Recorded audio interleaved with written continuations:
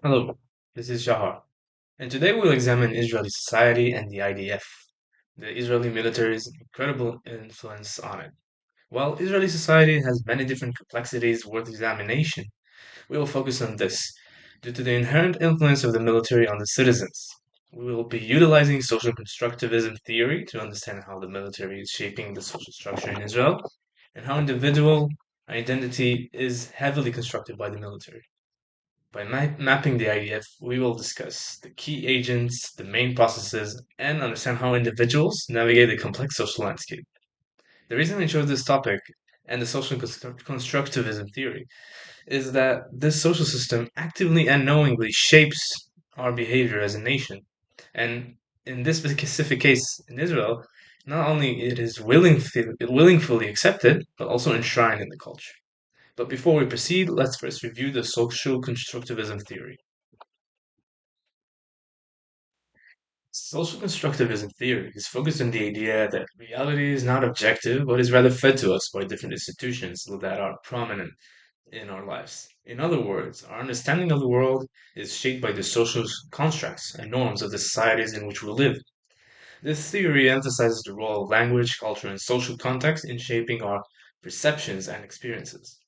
Now, after we understood social constructivism theory, let's apply it to our analysis of the IDF through different maps that will help us understand it.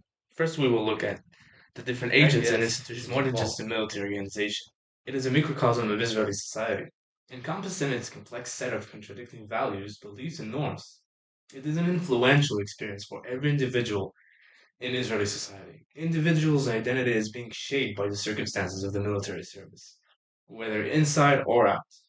Here we can see some of the main actors, which include the military ranks, the families of the soldiers, the government, and the youth which is about to be recruited. Now, let's examine the social components that comprise the way the IDF influences the people. So you can see here, there are many social components to the IDF. A few of the most important ones are hierarchy, which is essential to the structure and stability of the army and for establishing its authority. Another one is roles and responsibilities.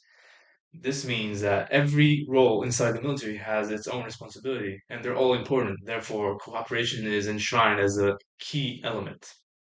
Another aspect is values and culture. The military enshrines certain values, such as patriotism and courage, into soldiers, which are then carried into civil life. And finally, another important one is discipline and control, obviously, because it's a military. Through the legitimized use of control and force in the military, people grow more accustomed to it when the government and military exercises this kind of control or and force on the enemies or on minority groups inside the country.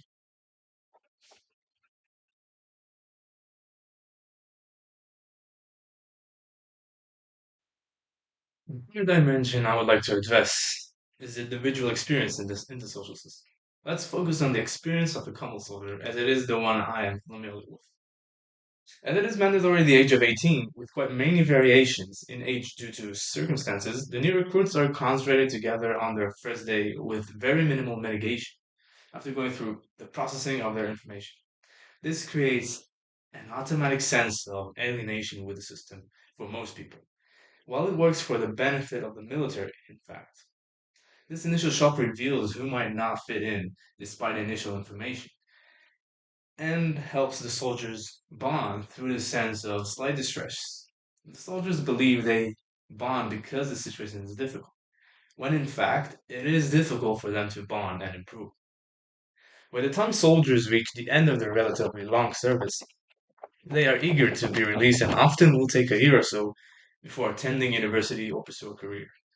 This may seem like a free choice, but the experience itself is unnaturally intense, developing a sense of curiosity and desire to avoid stress and to compensate for this intensity.